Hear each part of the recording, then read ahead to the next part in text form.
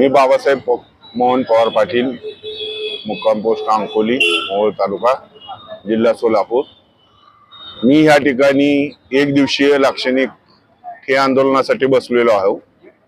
याचं मुख्य कारण म्हणजे मंगळवेढा मोहोळ तालुक्याच्या हद्दीवरील भीमा नदीमध्ये तांडोर मिरी या ठिकाणी अवैध स्वरूपाची असणारे भरमसाठ अशी वाळू माफियाकडून वाळू नदीच्या पात्रातून फॉकलँडने 10 फॉकलँड पेक्षा जास्त फॉकलँड त्या ठिकाणी आहेत आणि 500च्या जवळपास असणारा टिपर त्या ठिकाणी वाळू आहे। ही रोज असणारी दिवसभर रात्रभर ती उपसली जात आहे।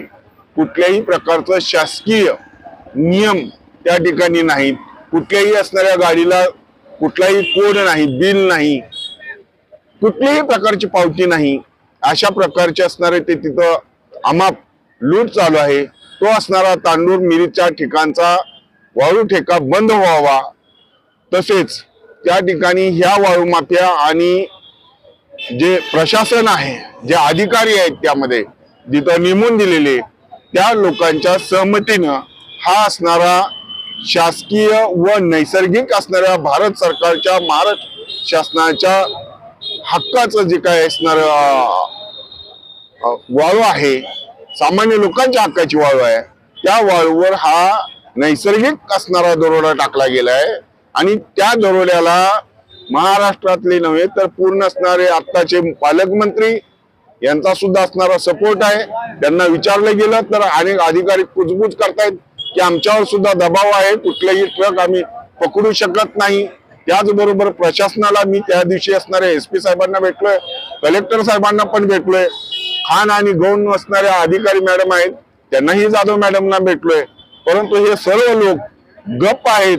कुणीही असणारा जिल्ह्यातून तोंड वर करत नाही।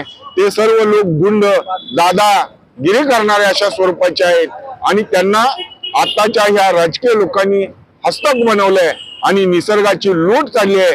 तर अधिकाऱ्यांनी त्या असणाऱ्या वाळू माफियांना तुम्हाला कायद्यानंच असणारी वाळू काढावी लागेल, तुम्ही कायदा मोडू शकत नाही अशी समज द्यावी, नाहीतर त्यांना सुद्धा असणार त्यामध्ये त्या दरोड्याचा गुन्हा दाखल करावा आणि तांदूर आणि मिरीचा नव्हे तर सोलापूर जिल्ह्यातले सर्वच वाळू असणारे ठेके बंद करण्यात यावे।